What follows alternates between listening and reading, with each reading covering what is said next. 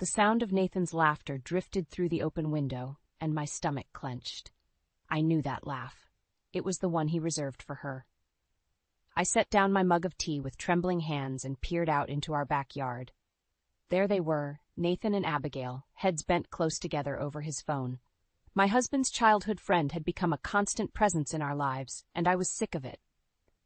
"Hey, you two," I called out, forcing a smile as I stepped onto the patio. "What's so funny?" Nathan looked up, his blue eyes twinkling. "Oh, Molly, come here. You've got to see this video Abby sent me. It's hilarious." I gritted my teeth at the nickname. No one else called her Abby. I walked over, my arms crossed tightly over my chest. Abigail flashed me a bright smile. "Hi, Molly, how are you feeling? Nathan told me you weren't feeling well earlier." "I'm fine," I said curtly. "What's this video about?" Nathan held out his phone, but I made no move to take it. After an awkward moment, he pulled it back. "It's, just a funny cat video. You know how Abby loves those." "Right," I said, "because you two have so much in common." Nathan's brow furrowed. "Molly, what's wrong?" I took a deep breath, trying to calm the anger bubbling inside me. "Nothing. I just thought we were going to have a quiet evening at home. I didn't realize Abigail would be joining us." Again. Abigail's smile faltered. "Oh, I'm sorry. I didn't mean to intrude. I can go." "No." Nathan said quickly. "You're not intruding. Molly's just tired, right, honey?" I stared at him, incredulous. Was he really going to dismiss my feelings like that? "Actually," I said, my voice tight, "I'd like to talk to my husband. Alone." Abigail stood up, smoothing her skirt. "Of course. I should be heading home anyway. Thanks for the coffee, Nathan." As she walked towards the gate, Nathan called out, "Drive safe, Abby." The moment she was out of earshot, I rounded on him. "What the hell, Nathan? We had plans tonight." He held up his hands defensively. "Whoa, calm down. Abigail just stopped by for a quick coffee. It's not a big deal." "It is a big deal," I snapped. "She's always here. Always texting you, always the topic of conversation. I'm sick of it." Nathan's face hardened. "She's my oldest friend, Molly. You knew that when we got married." "Friend?" I laughed bitterly. "Is that what you call it when you spend more time with her than your own wife?" "That's not fair," he said, his voice rising. "I work with Abigail. We're on the same project. Of course we spend time together." I shook my head, fighting back tears. "It's more than that, and you know it. The way you look at her, the inside jokes. I feel like I'm the third wheel in my own marriage." Nathan's expression softened. He reached out to touch my arm, but I pulled away. "Molly, honey, you're overreacting. There's nothing going on between me and Abigail. I love you." I wanted to believe him. God, how I wanted to. But the nagging doubt in my gut wouldn't go away. "Then prove it," I said. "Set some boundaries with her. Put our marriage first." Nathan sighed, running a hand through his hair. "You're being ridiculous. I'm not going to cut off my best friend just because you're feeling insecure." His words hit me like a slap. Insecure? Is that what he thought this was? Before I could respond, Nathan's phone buzzed. He glanced at it, and I saw Abigail's name flash on the screen. "I have to take this," he said, already turning away. "It's about work." As he walked into the house, answering the call with a cheerful, "Hey, Abby," I stood there, frozen. In that moment, I knew. Something had to change. And if Nathan wouldn't do it, I would have to take matters into my own hands. I stared at the 2 pink lines on the pregnancy test, my heart racing with a mix of joy and dread. After months of trying, we'd finally done it. I was pregnant, but as I stood there in our bathroom, clutching the test, all I could think about was Abigail. Taking a deep breath, I stepped out into the bedroom where Nathan was getting dressed for work. "Nathan," I said, my voice shaky, "I have something to tell you." He turned, his tie hanging loosely around his neck. "What is it, Molly? Is everything okay?" I held out the test. "I'm pregnant." For a moment, Nathan just stared at it, then his face broke into a wide grin. "Oh my God, Molly, that's amazing!" He rushed over and wrapped me in a tight hug. I melted into his embrace, allowing myself a moment of pure happiness. This was what I'd wanted for so long, a family with the man I loved. But then Nathan's phone buzzed, shattering the moment. He pulled away to check it, and I saw that familiar softening of his expression that only happened when Abigail texted. "What is it?" I asked, trying to keep the edge out of my voice. Nathan's smile faltered slightly. "Oh, it's Abigail. She has some news too, apparently. Yeah, she wants to meet up for lunch to tell us." My stomach clenched. "Us? Why does she need to tell us both? He shrugged, already typing a reply. I don't know, but she says it's important. Come on, it'll be fun. We can celebrate our news too. I wanted to argue, to tell him that this should be our moment, just the two of us. But I bit my tongue. Fine, I said. Where are we meeting her? A few hours later, we sat across from Abigail at our usual cafe. She was practically glowing, like her hand resting on her stomach in a way that made my blood run cold. I'm so glad you both could make it, Abigail said, beaming. I have the most wonderful news. I gripped my water glass tightly, already knowing what she was going to say. I'm pregnant, Abigail announced, her eyes shining with tears of joy. Nathan's reaction felt like a punch to my gut. His face lit up and he reached across the table to grab Abigail's hand. Abby, that's incredible! Congratulations! I watched in horror as my husband and his best friend shared a moment of pure elation. It was as if I wasn't even there. Molly? Abigail's voice broke through my shock. Aren't you going to say anything? I plastered on a fake smile. Congratulations, Abigail. That's wonderful news. Nathan turned to me, his eyes dancing with excitement. Can you believe it, Molly? You're both pregnant at the same time. Our kids will grow up together, just like Abby and I did. In that moment, I felt like I was drowning. The thought of our children being as close as Nathan and Abigail made me want to scream. Actually, I said, my voice tight, I'm not feeling well. I think I need to go home. Nathan's brow furrowed with concern. Are you okay? Do you want me to come with you? I shook my head, already standing up. No, you stay. Celebrate with Abigail. I'll be fine on my own. As I walked out of the cafe, I heard Nathan call after me, but I didn't turn back. I couldn't bear to see him comforting Abigail, sharing in her joy while I felt like my world was crumbling. At home, I curled up on our bed, my hand resting on my still flat stomach. This should have been the happiest day of my life. Instead, I felt more alone than ever. My phone buzzed with a text from Nathan. Are you okay? Do you need anything? I stared at the screen, tears blurring my vision. How could I tell him that what I needed was for him to choose me, to put our family first? As I lay there, a resolve began to form in my heart. If Nathan wouldn't set boundaries with Abigail, I would have to take matters into my own hands. For the sake of my child, our child, I had to fight for my marriage. But first, I had to find out exactly what I was up against. The sharp pain in my abdomen jolted me awake. I gasped, clutching my stomach as another wave of agony washed over me. Nathan, I called out, panic rising in my throat. He stumbled into our bedroom, bleary-eyed. Molly, what's wrong? The baby, I choked out. Something's wrong with the baby. The next few hours passed in a blur of ambulance sirens, hospital corridors, and worried doctors. By dawn, I lay in a hospital bed, exhausted and scared, with Nathan holding my hand. The good news is, the baby's okay, the doctor said, her face serious. But you're experiencing some complications, Mrs. Walker. You'll need to be on bed rest for the next few weeks, at least. I nodded, relief washing over me. Our baby was safe, for now. As the doctor left, Nathan squeezed my hand. Don't worry, honey. I'll take care of everything. But over the next few days, it became clear that Nathan's idea of taking care of everything meant calling Abigail for help. I was dozing on the couch when I heard them in the kitchen. Thanks for coming over, Abby, Nathan said. I don't know what I'd do without you. Of course, Abigail replied. Anything for you two. How's Molly doing? She's struggling, Nathan sighed. This bed rest is really getting to her. I clenched my fists, fighting back tears. How dare he discuss me with her like that? Nathan, I called out, my voice sharp. Can you come here, please? He appeared in the doorway, Abigail hovering behind him. What is it, Molly? Do you need something? Yes, I said, sitting up slowly. I need to talk to my husband, alone. Abigail's face fell. Oh, I'll go start on dinner. As soon as she was out of earshot, I turned to Nathan. What is she doing here? He ran a hand through his hair, exasperated. She's helping, Molly. You heard the doctor. You need to rest.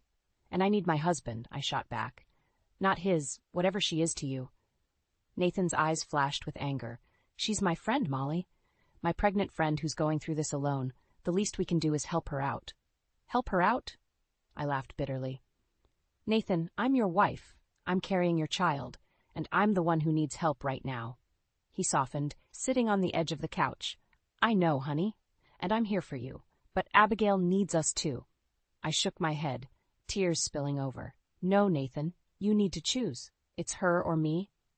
The silence that followed was deafening. Nathan stared at me, his face a mix of shock and hurt. Molly, you can't ask me to do that. In that moment, something inside me broke. I think you've already made your choice, I whispered. Before Nathan could respond, Abigail's voice drifted in from the kitchen. Nathan? Can you come help me with this? He hesitated, looking between me and the kitchen door. I should. Go, I said, turning away from him. Just go. As Nathan left the room, I heard him and Abigail laughing together in the kitchen. The sound cut through me like a knife. I placed a protective hand over my stomach, a fierce determination taking root in my heart. If Nathan wouldn't put our family first, I would have to take matters into my own hands. Slowly, carefully, I reached for my phone and dialed a number I never thought I'd use. Hello? A gruff voice answered. Richard? I said, my voice trembling. It's Molly. I need your help. Nathan's father was silent for a moment. Then, what's going on, Molly? I took a deep breath, steeling myself. It's about Nathan and Abigail. There's something you and Janet need to know. As I began to speak, I knew there was no going back. But for the sake of my child, I was ready to fight, even if it meant tearing everything apart. The tiny microphone felt like a lead weight in my hand. I stared at it, my heart pounding with a mix of guilt and determination. Was I really going to do this? Spy on my own husband? Molly? Sarah's voice snapped me back to reality. My old college roommate stood in my living room, concern etched on her face. Are you sure about this? I nodded, swallowing hard. I have to know, Sarah, for my sake and for my baby's. She sighed, running a hand through her short blonde hair. I get it. This is a big step. There's no going back once you do this. I know, I whispered, but I can't live like this anymore. The constant doubt, the suspicion, it's eating me alive. Sarah squeezed my shoulder. Okay, let's do this then. With trembling hands, I unzipped Nathan's work bag. The guilt threatened to overwhelm me, but I pushed it down. I thought of all the late nights at the office, the secretive text messages, the way his eyes lit up when Abigail walked into a room. No, I had to know the truth. I carefully tucked the tiny microphone into a hidden pocket, making sure it was secure.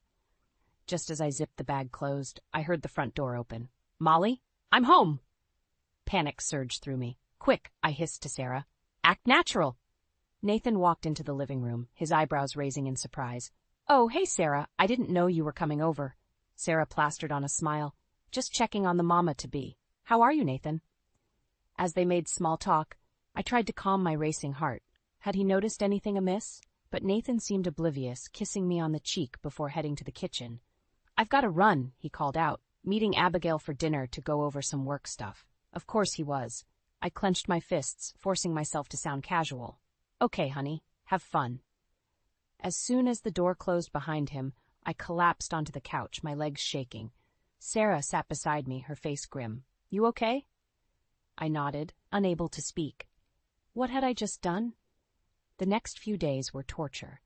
Every time Nathan left the house, I found myself glued to my phone, listening intently through the app connected to the microphone. Most of it was mundane, work conversations, small talk with colleagues, but I couldn't shake the feeling that I was missing something. Then, on the third day, I heard it. Abby, we need to talk. Nathan's voice was low, serious. My heart stopped. This was it. I know, Nate.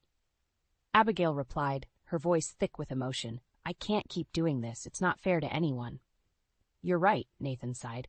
We have to tell her. Molly deserves to know the truth. Tears streamed down my face as I listened. My worst fears confirmed. They were having an affair, and now they were planning to come clean. But as I continued to listen, my confusion grew. Something wasn't adding up. They weren't talking about a romantic relationship at all. Instead, I heard phrases like genetic testing and family history. Suddenly, the truth hit me like a ton of bricks. My hand flew to my mouth, stifling a gasp. Abigail wasn't just Nathan's childhood friend. She was his half-sister. The revelation left me reeling. All this time, I'd been suspicious of the wrong thing entirely. But why had they kept this a secret? And what did it mean for our baby? As I sat there, my mind racing, I knew I had a decision to make. Do I confront Nathan with what I've learned, or do I wait for him to come to me? One thing was certain. Nothing would ever be the same again. And as I placed a protective hand over my growing belly, I realized that the stakes were higher than ever. Whatever came next, I had to be ready to fight for my family, no matter the cost. I sat in my car, parked across the street from the little cafe where Nathan and Abigail were meeting. My hands shook as I adjusted the earpiece connected to the listening device in Nathan's bag. This was it, the moment of truth. "Are you sure you want to do this, Molly?" Sarah's voice crackled through my phone. It's not too late to turn back. I took a deep breath. "I have to know, Sarah. For my sanity, for my baby, I need to hear it for myself." As if on cue, Nathan's voice came through the earpiece. "Abby, we can't keep doing this. It's tearing me apart." My heart clenched. Here it was, the confession I'd been dreading and expecting in equal measure. "I know, Nate," Abigail replied, her voice thick with emotion. "But what choice do we have? If we tell Molly the truth, it could destroy everything." Tears blurred my vision as I listened, each word a dagger to my heart. But nothing could have prepared me for what came next. "She deserves to know that her baby might be at risk," Nathan said. "The genetic testing results." I froze. Genetic testing? What were they talking about? Abigail's voice trembled. "I know, but how do we tell her that that he's my father too? That there's a chance our babies could have the same genetic disorder?" The world tilted on its axis. I gripped the steering wheel, trying to make sense of what I'd just heard. Abigail was Nathan's half-sister? This wasn't an affair. It was something far more complicated. "We have to tell her," Nathan insisted. "And my parents. God, Dad doesn't even know about you. This is such a mess." I sat there, stunned, as they continued to talk. The pieces started to fall into place. The secretive conversations, the intense bond, the shared worry over their pregnancies. It wasn't betrayal I'd been sensing, but fear and guilt over a family secret. Suddenly, a tap on my window made me jump. I looked up to see Richard, Nathan's father, peering in at me with concern. "Molly? What are you doing out here?"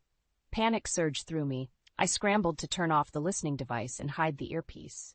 "Richard, I was just—" But as I looked into his eyes so similar to Nathan's, and I now realized, to Abigail's, something in me snapped. I got out of the car, my legs shaky but my resolve firm. "We need to talk, Richard. All of us." His brow furrowed. "What's going on, Molly?" I took a deep breath, steeling myself for what I was about to do. "I know about Abigail. I know she's your daughter." The color drained from Richard's face. How did you—" "It doesn't matter," I said, my voice stronger than I felt. "What matters is that we're all going to sit down and talk about this, now." Before he could respond, I marched towards the cafe, Richard trailing behind me in shocked silence. As I pushed open the door, Nathan and Abigail looked up, their faces paling at the sight of us. "Molly?" Nathan stood, his voice filled with confusion and fear. "Dad? What's going on?" I looked at each of them in turn. My husband, his secret sister, their father. The weight of their secrets, of my own actions, pressed down on me, but I refused to buckle under it. "What's going on?" I said, my voice steady, "is that we're going to have a long overdue family meeting, and we're going to start with the truth. All of it." As I sat down at their table, I knew there was no turning back. Whatever happened next would change all of our lives forever. But for the sake of my child, of all our children, I was ready to face it head on. The tension in Janet's living room was suffocating. I sat on the edge of the sofa, my hands protectively cradling my swollen belly as I faced the people who had turned my world upside down. Nathan paced nervously, unable to meet anyone's eyes. Abigail perched on an armchair, her face pale and drawn. Richard stood by the fireplace looking like a man about to face a firing squad. And Janet, bless her heart, bustled about offering tea and cookies as if this were just another family gathering. "Enough," I said, my voice cutting through the awkward silence. "It's time we all laid our cards on the table." Nathan stopped pacing, his eyes finally meeting mine. "Molly, I don't know where to start." "How about with the truth?" I snapped, my patience wearing thin. "The whole truth, Nathan, about you and Abigail." Janet gasped, nearly dropping the tea tray. "What about Nathan and Abigail?" I took a deep breath, steeling myself. "They're half-siblings. Isn't that right, Richard?" The room fell silent. All eyes turned to Richard, who seemed to age a decade in that moment. "It's true," he said, his voice barely above a whisper. "Abigail is my daughter. I had an affair years ago. I never knew about her until recently." Janet's face crumpled. "Richard, how could you?" As Janet's sobs filled the room, I turned to Nathan and Abigail. "And you two? How long have you known?" Nathan ran a hand through his hair. "A few months. We found out when Abigail was doing some genetic testing for her pregnancy. The doctor noticed some similarities in our family histories." "And you didn't think to tell me?" I interrupted, my voice rising. "Your wife? The mother of your child?"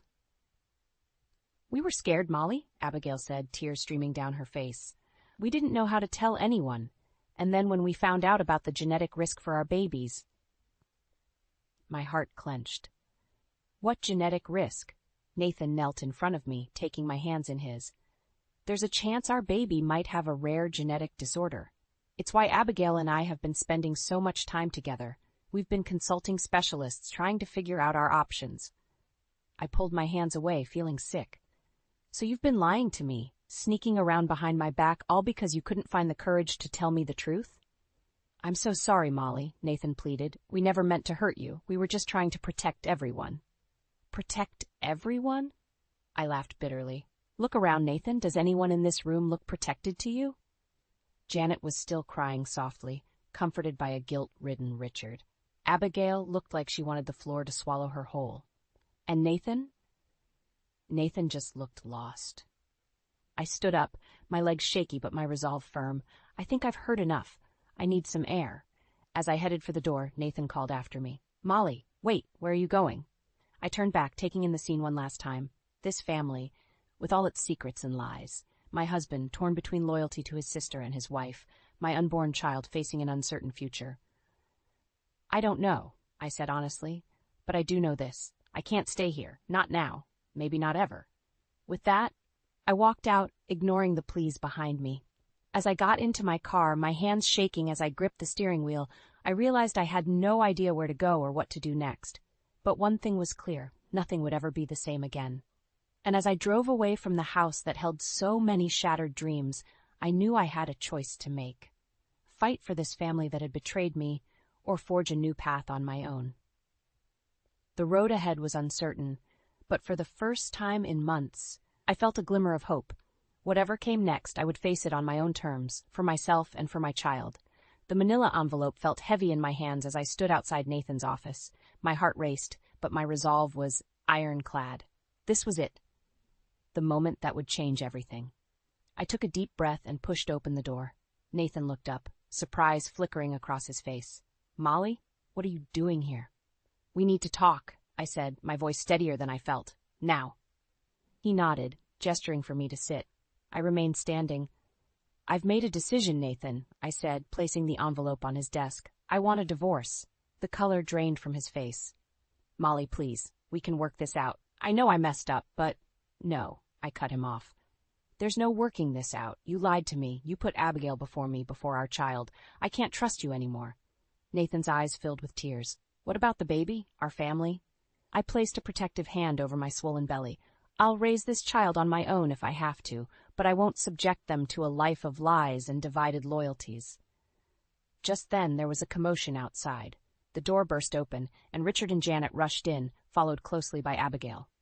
"We heard you were here," Janet said, breathless. "Molly, dear, please reconsider. We're family." I laughed bitterly. "Family? Is that what you call this mess of secrets and betrayal?" Richard stepped forward, his face grave. "Molly, I know we've all made mistakes, but surely we can find a way to move past this, for the sake of the children." "The children," I repeated, my anger rising. "You mean the children who might have life-threatening genetic disorders because of your affair? The children who will grow up in a web of lies unless someone has the courage to break the cycle?" Abigail sobbed quietly in the corner. "I'm so sorry, Molly. I never meant for any of this to happen." I turned to her, my voice softening slightly. "I know, Abigail, but intent doesn't change the outcome. We all have to live with the consequences of our actions." Nathan stood, reaching for me. "Molly, please, I love you. We can get through this together." I stepped back, out of his reach. "No, Nathan, love isn't enough. Not anymore." I picked up the envelope and handed it to him. "These are the divorce papers. I'm asking for full custody with supervised visitation for you. I also want alimony and child support." Nathan's face crumpled as he leafed through the documents. This is everything. You're taking everything." "Not everything," I said quietly. Just what I need to start over, to give our child a chance at a life free from all of this. Richard cleared his throat. Now, Molly, let's not be hasty. Perhaps we can come to some sort of arrangement. For the sake of the family name. The family name? I exploded. Is that all you care about? Your precious reputation? Janet stepped in, her voice pleading. Molly, dear, we can help. We'll support you and the baby. You don't have to do this alone. For a moment, I wavered. The thought of facing single motherhood was terrifying. But then I looked at their faces. Nathan's guilt, Abigail's shame, Richard and Janet's desperate attempts to maintain control, and I knew what I had to do. I appreciate the offer, I said, my voice firm. But I think it's best for everyone if I make a clean break. This family has too many secrets, too much baggage. My child deserves a fresh start. I turned to leave, but Nathan's voice stopped me. Molly, wait, what about the genetic testing? What if our baby needs us, all of us, to get through this? I paused at the door, my hand on the knob. The weight of everything, the lies, the betrayal, the uncertain future, pressed down on me. For a moment I felt like I couldn't breathe, but then I felt a small kick from within, my baby reminding me of what was truly important. I turned back to face them one last time. If that happens, I said, my voice barely above a whisper, we'll cross that bridge when we come to it, but for now this is goodbye.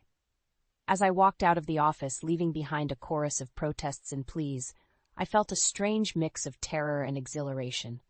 The road ahead was uncertain, but for the first time in months, I felt like I was finally taking control of my own destiny. Whatever came next, I would face it on my own terms, for myself and for my child. The hospital corridor seemed endless as I waddled towards the maternity ward, one hand on my swollen belly, the other clutching my overnight bag. This was it, the moment I'd been dreading and longing for in equal measure. As I approached the nurse's station, a familiar voice called out, Molly! I turned to see Nathan rushing towards me, his face a mix of concern and excitement. Behind him, Abigail waddled along, her own pregnancy now in its final stages. What are you doing here? I asked, my voice tight with pain and emotion. Nathan reached for my hand, but I pulled away. I know I don't have the right, he said, but I couldn't miss this. It's our child, Molly. Before I could respond, a contraction hit me hard. I doubled over, gasping. She needs help, Abigail called out, and suddenly I was surrounded by nurses, being ushered into a delivery room. The next few hours passed in a blur of pain, sweat, and determination. Through it all, Nathan stayed by my side, holding my hand, whispering encouragement. Despite everything, I found myself grateful for his presence. Finally, with one last push, our daughter entered the world. As her cries filled the room, I felt a love so fierce it took my breath away. She's beautiful, Nathan whispered, tears streaming down his face. As the nurses cleaned her up, a doctor approached us, his face serious. Mr. and Mrs. Walker, we need to run some tests. Given your family history, reality came crashing back. The genetic disorder, the reason for all the secrecy and pain. Do whatever you need to do, I said firmly. The weight was excruciating. Nathan paced the room while I cradled our daughter, memorizing every perfect feature. Finally, the doctor returned. I have good news, he said, smiling. Your daughter is perfectly healthy, no signs of the genetic disorder. Relief washed over me, so powerful I thought I might faint. Nathan collapsed into a chair, sobbing with joy. Just then a commotion erupted in the hallway. Abigail's voice, filled with panic, carried into the room. Something's wrong. The baby. Nathan's head snapped up, torn between staying with us and going to his sister. I saw the conflict in his eyes, the same one that had torn our marriage apart. In that moment, looking down at our healthy daughter, I made a decision. Go, I said softly. She needs you. Nathan hesitated. Molly, It's okay, I said, surprising myself with how much I meant it. We'll be here when you get back. As Nathan rushed out, I held our daughter close, marveling at the twist of fate.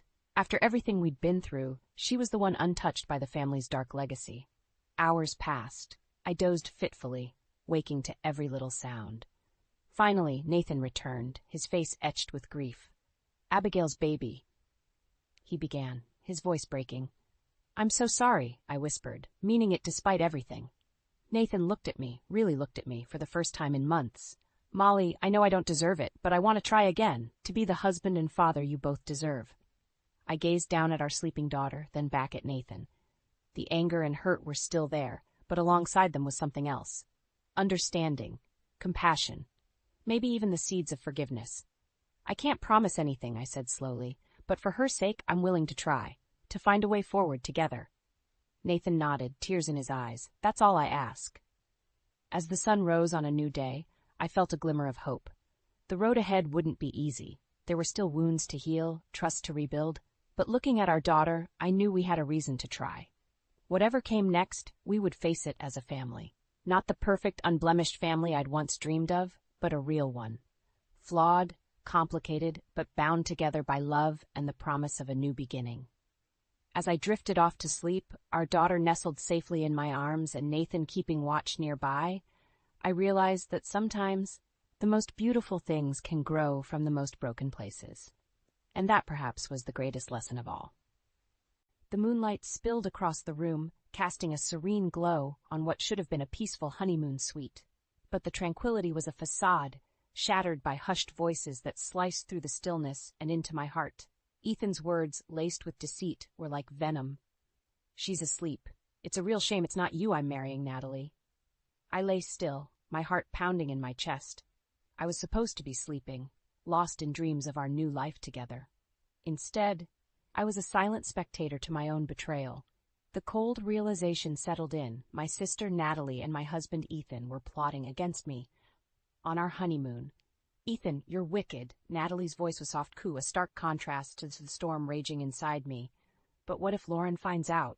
She won't. I've made sure of that. Ethan's confidence was chilling. Tears threatened to escape, but I willed them back. I couldn't reveal my awareness. Not yet. I needed to know more, to understand the depth of their treachery. As their whispers faded into the night, my mind raced.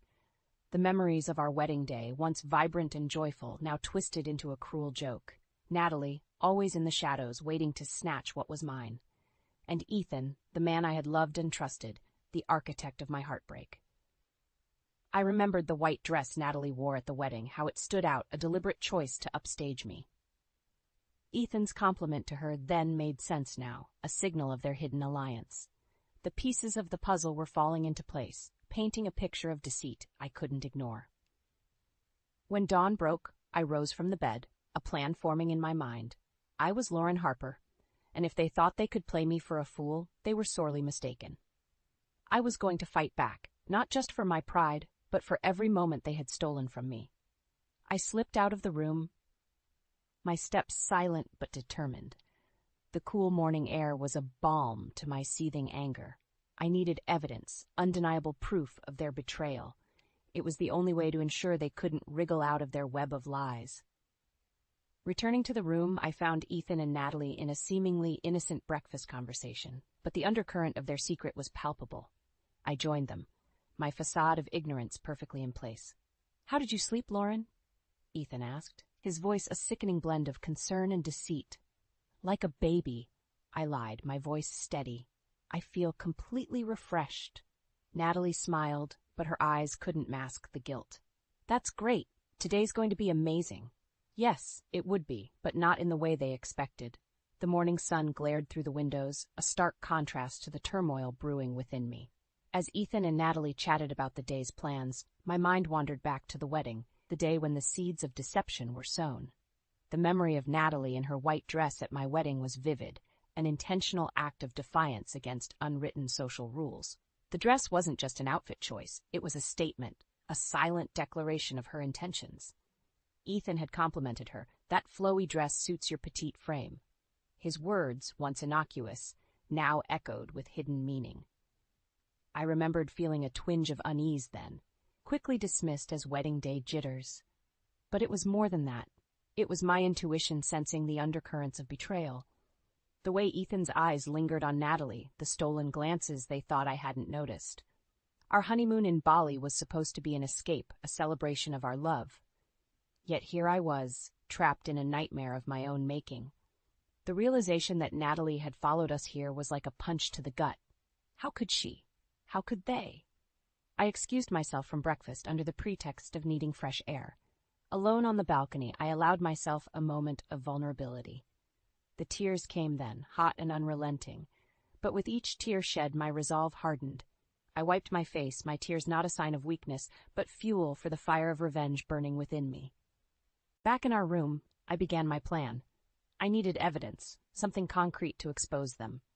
I rummaged through Ethan's belongings when he was in the shower, looking for any proof of their affair. Then, in his coat pocket, I found it. A small piece of jewelry, a locket I had never seen before, unmistakably feminine. I held the locket, a tangible piece of their deceit. It was more than enough to start my retribution. I placed it back carefully, covering my tracks. They wouldn't know I was onto them, not until I was ready to strike. The rest of the day was a blur, a performance of the happy bride while my mind plotted their downfall. Each smile, each touch from Ethan was a lie that added to the ledger of his betrayal. And Natalie, playing the role of the doting sister, was no better. As night fell and they retreated to their secret rendezvous, I lay awake. My heart was a battleground of sorrow and rage. But amidst the chaos, one thing was clear. They had underestimated me. Lauren Harper was not a victim. She was a woman scorned, and she would have her revenge. The following days in Bali were a masterclass in deception. Ethan and Natalie believed their secret safe, but I was watching, gathering the pieces of their treachery to weave their downfall. I started by accidentally leaving my phone recording in our room when I knew they'd be alone. The things they said, their words were like daggers.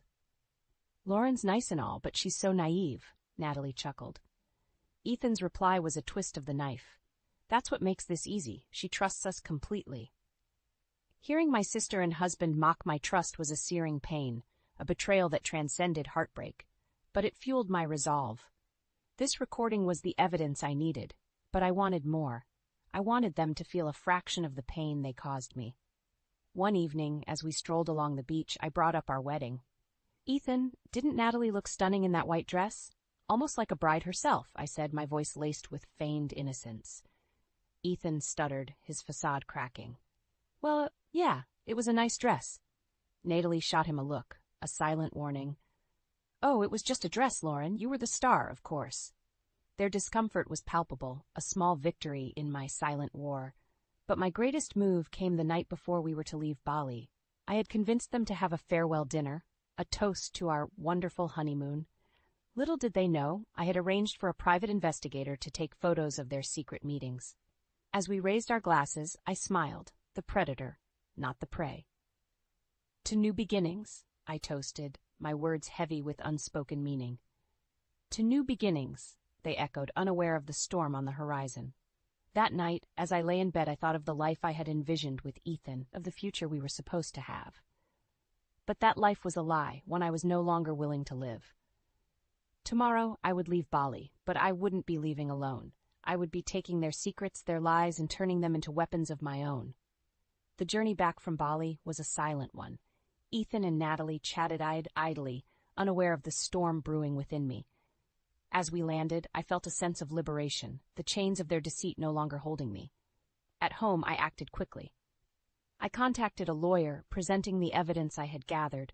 The recordings, the locket, and the photos from the investigator painted a clear picture of Ethan and Natalie's affair. My lawyer, a stern-faced woman with a sharp mind, was appalled. "We'll make sure they get what they deserve, Lauren."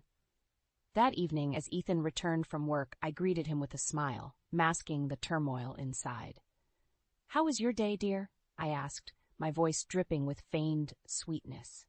"It was good, busy as usual," he replied, oblivious to the undercurrents. Natalie, who had come over for dinner, added, "You must be exhausted, Ethan. Let me get you a drink." Watching them, a sense of disgust washed over me. How could they be so callous, so cruel? Dinner was a charade.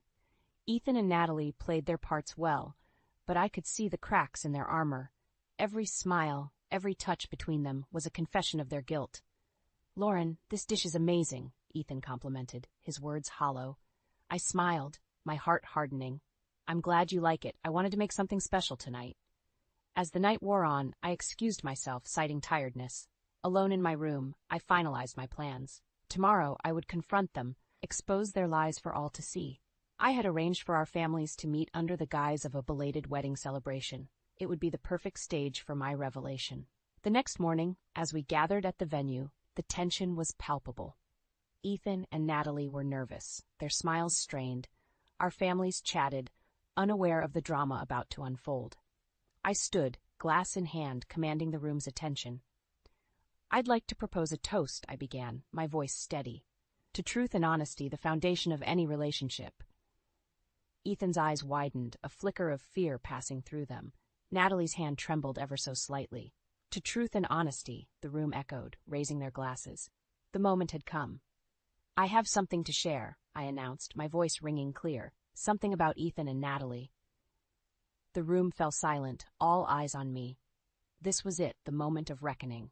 The moment when the mask of deceit would fall, and their true faces would be revealed for all to see. The air in the room was thick with anticipation as I faced our families and the two people who had betrayed me the most. Ethan and Natalie looked like deer caught in headlights, their facades crumbling under the weight of impending exposure.